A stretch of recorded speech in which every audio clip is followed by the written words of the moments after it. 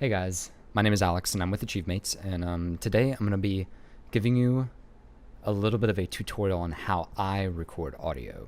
So everybody does it slightly differently. Today I'm going to be showing you how to do it in Audition for those of you who do it on Audition, and I can also do it in Audacity. I haven't used Audacity in a while, but if you would like, I can make a tutorial for that as well. Just let me know. But basically, to give you a quick rundown of what I'm using right now and how I record, what I'm going to be showing you today is on my personal setup. Right now I have this GXL 2400 condenser microphone. It's an XLR microphone. It's not USB, but no matter what, it's going to work the same way no matter what the microphone is. And then I have this going into a USB interface that allows me to record. And right here is my MXL 990. I'm going to be switching to this in just a minute to continue the tutorial. But all I'm using is an audio interface, which it's a USB interface. It just allows me to convert an XLR microphone device into a USB input device, which allows me to record through the microphone. And I have my Canon 6D recording me right now. But I'm going to capture Audition on my other computer, and I'm going to show you how I record audio and how to set up a recording device, and then how to do a little bit of basic editing as well. So here we go. Alright guys, I'm back. So now that I'm back on my other computer, you'll notice that I have some audio waveforms already up. This is actually a pre-recording I did to kind of show you how to do some basic editing, but I'll get to that in just a minute. First, what I'm going to do is I'm going to show you a little bit about Audition, and the first thing I'm going to show you to do is how to set up a microphone. So what I'm going to do is go to Edit, and you go down to Preferences, and then you can see Audio Hardware.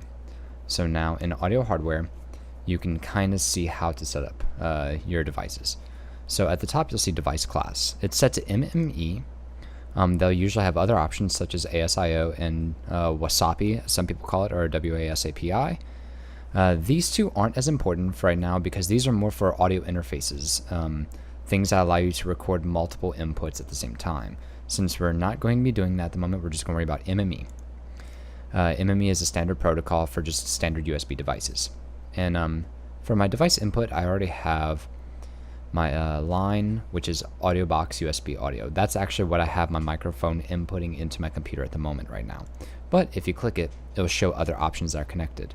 So it'll show my headset microphone, which is my Corsair Void RGB wireless gaming headset, and microphone to the HD Pro webcam C920. So it'll show you all the different options that you have for inputs on here. But for the purpose of the tutorial, I'm just going to stick with this one. So right below it, you also have your output, which I have set to the same device, which is what my speakers are set to, but you can set it to your headset, you can set it to any other thing that you have in here. And we're going to go ahead and keep the rest of the settings the same for now. For those of you who like to have more control and fine-tune over the settings, you can always change sample rate, your latency, and all that. But just for the purpose of the tutorial, we're going to keep it at 44.1. So I'm going to hit OK. And so now what I'm going to do is, I don't want to override this audio. Instead, I want to show you kind of how the audio recording process is done. So I'm going to create a new track. And you can do it one of two ways. You can do the right click, or you can go to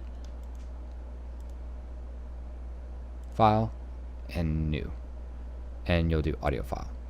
So you can do either or. So New Audio File. Make sure that you have it set to the same sample rate that you had in your settings, which is 44.1. We'll do 32-bit float, and we'll keep it as mono, just because I know the recording setup I have is a mono setup. Doesn't always necessarily matter how you do it. You can either do mono, stereo, or 5.1. And the bit, sometimes it matters what bit rate you use. I'm going to keep it 32-bit float. Also, for those of you who don't know, the higher the sample rate and the higher the bit rate, the more high quality the audio will record and sound. So I'm going to keep it 32-bit float and 44.1. Now, sometimes programs will have issues with the settings that you choose. This is only happening whenever settings in the program that you choose conflict with settings you have preset in the computer for microphones and whatnot. But as you can see, I don't have any setting issues. It would have warned me already, so we'll keep on going. Now, The only thing I have left to do is hit record. And now, as you can see, every time I talk, it records my waveform. Now, because I'm recording in mono, it has a single line going through the center with waveforms going up and down. If we were recording in stereo, it would have two of these, one at the top, one at the bottom, and then it'll say an L right here and an R right here, representing the left ear and the right ear, or the left side and right side, which is what stereo is. And as you can see, they have these large chunks of space in the center. That's my silence, but as you can see, it seems pretty loud. That's just because the microphone I'm recording on records a lot of background noise, but that's fine. And as you can see, the waveforms are going up and down, and these numbers on the side help you visually see the loudness of your audio. It starts at -infinity, which is silence, all the way up to what is 0 dB, which is as loud as it can possibly be recorded by the program. And as you can see, it does that in both directions. This is basically to be a visual representation of your EQ, or your equalizer. Anything that goes down is bass. Anything that goes up is treble. Sorry. So that's why even if you look at it, it's not going to be perfectly mirrored on both sides. It's going to be slightly different, and that's just because of the nature of people's voices, of devices, and so on and so forth. So I'm going to go ahead and stop the recording. So you hit the red button to record, this to stop. So that's it. We're done with it. So now that I've kind of showed you how to record, I'm now going to show you how to export the recording. So what I'm going to do is I'm going to make sure that my untitled one, which is the one I just recorded, is highlighted. And if you go to File, you can go to Export, and you'll export file. And basically you can choose your destination. You can choose the format, which .wave is one of the best formats to do because it's uncompressed. So that means it will be the highest quality it can possibly be. You'll name it, and then you just hit OK, and it'll tell you the estimated size. So, bam. And that's it. That's all. That's how you set up an audio device. That's how you record, and that's how you render it out. It's super easy. So, now we're going to get to the fun stuff. What I'm going to do is I'm going to bring up that audio track that I recorded earlier. And as you can see, it's not nearly as full and life-filled as the one that I did before. That's fine. So I'm going to go ahead and delete this beginning part. That was me just testing the settings. And now what I'm going to do is I'm going to play this back for you real quick so you can hear what it sounds like. Testing 1 2, testing 1 2. This is an audio test. This is what my voice sounds like without post-editing. Alright, so as you can see, that was my recording I did to show you kind of this little bit of a test. So now what I'm going to do is I'm going to show you how to do some basic editing to audio to kind of enhance your audio recordings. So the first thing I'm going to do is I want to remove some of this noise. So as you can see, since -infinity is supposed to be silent, this should be a complete straight line with nothing on it. But as you can see, there's a little bit of fuzz right here. This is background noise or any kind of interference. So if it's slight like this, it's very easy to remove. So I'm going to show you how to do that. So what you'll want to do is you want to highlight some of this silence. And what you're going to go do is you're going to go up to the top to Effects, and you're going to go to Noise Reduction and Restoration, and you're going to Capture Noise Print.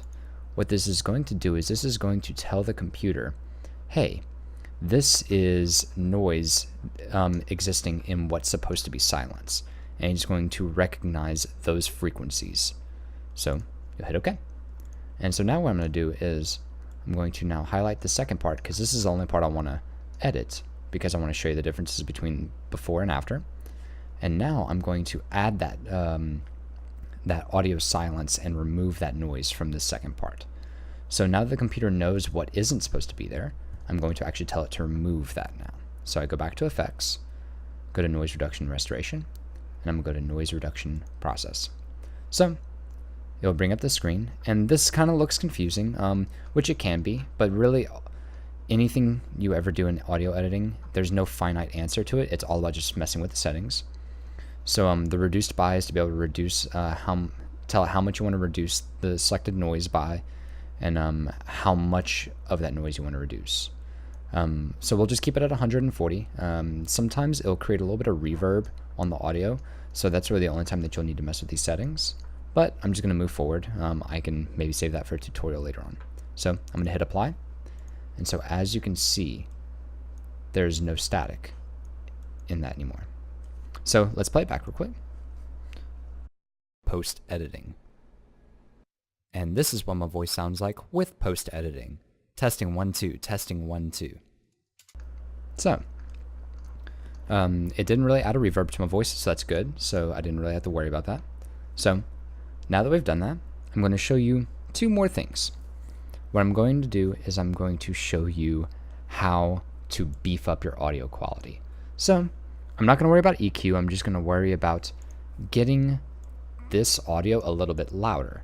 Now, if you ever hear somebody talk about dynamic range, this is what they're referring to. They're referring to how much the audio goes between the entire spectrum of the decibels. So as you can see, most of my audio exists in the negative infinity to the negative 15, but there's all this louder area that can exist in.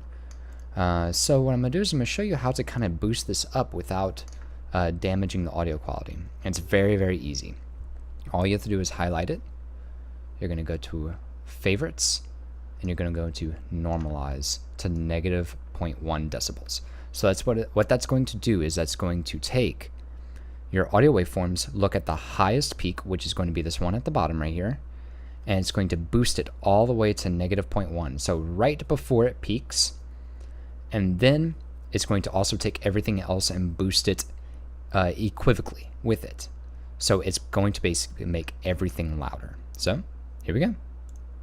Bam. So now as you can see, everything is significantly louder than what it was.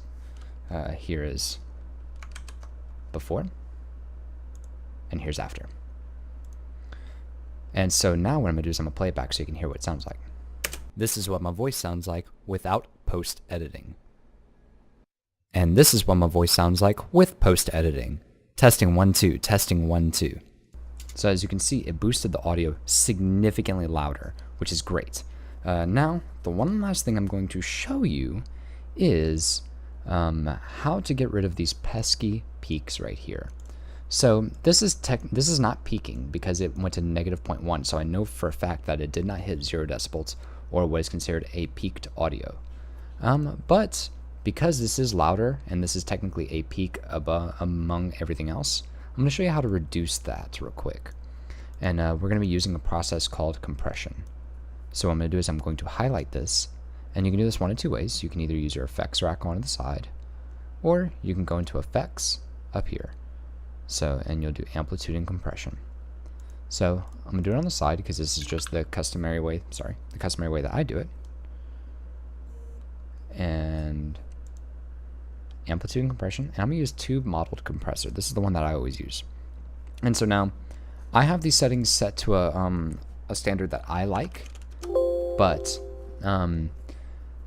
those settings don't always work for everybody. And to be honest, I wouldn't be the one to tell you how to change all this because I've only just fiddled with this until I got the settings I liked. I really don't know exactly what everything does. All I do know is that the threshold is what you set peaks to be edited before. So anything below negative 7 decibels will not be compressed. Everything above it will be compressed. The ratio is, and the attack and the release are all how much of that is, how much it's going to be compressed. You just have to kind of fiddle with it until you get some results that you like. And then the gain is actually kind of a built-in normalize function. You know how we made the audio louder? You can use the gain to boost the audio as well as compressing the audio all at the same time. But I always do those two things separately. I never use the gain in here just because sometimes you can get undesired effects or it's a little unwieldy. So you can always try it to each their own, but I personally do not use it. But today we're only going to worry about getting these peaks down a little bit. So I set mine to negative 7, and now that I've set it, it shows that's active. So all I have to do is hit apply, and whenever I hit apply, it's going to boost those peaks down. So watch, bam, it dropped the peaks a lot. So now we're going to listen to it a little bit again without post editing. And this is what my voice sounds like with post editing. Testing 1 2, testing 1 2. So now, as you can see, whenever I play it, Those peaks barely go into the red at the bottom. And this is what my voice sounds like with post-editing. Testing 1 2, testing 1 2. So I would consider that a safe vocal level. And so that's pretty much it for audio editing. I'm going to give you a quick word of advice. Whenever you're recording, you notice these levels at the bottom. There's 3 colors that exist. There's green, yellow, and red. Consider green and yellow the 2 safe areas, and consider red the unsafe area. Whenever you're recording, you want to have your levels set to where you're recording at a level where it's always recording between the green and just touching the red. That way, if you happen to get louder than you're usually talking, it will go into the red, but it won't peak you. Because let's say if you're recording at an audio level loud enough to where it's all the way in the yellow and almost touching the red, as soon as you get loud once, it's going to blow out the audio and the audio quality will sound terrible. So you always want to record, I would recommend in a talking tone around the -18, and at most like -12, like anywhere from this -21 to -12 area, but -18 is usually a safe area to record in. And what's good is this is what my voice sounds like without post-editing. Whenever I played that back, you can see that existed in that area. And so if I never get loud, all I have to do is just do that post-editing and I can make it louder afterwards. We never have to worry about us being too quiet. So yeah, that's it for my tutorial on how to record and edit audio in a basic fashion. So if you have any questions or if you would like me to do this again in Audacity, I'd be more than happy to. Just drop me a comment down below and we'll pick up from there. So thank you so much for watching. If you like this video, wait until the outro to see the other stuff I have. And like always, go on down to some video games and nerds. Spooky, scary skeletons and shivers down your spine. Shrieking skulls will shock your soul, seal your doom tonight. Spooky, scary skeletons speak with such a screech, you'll shake and shudder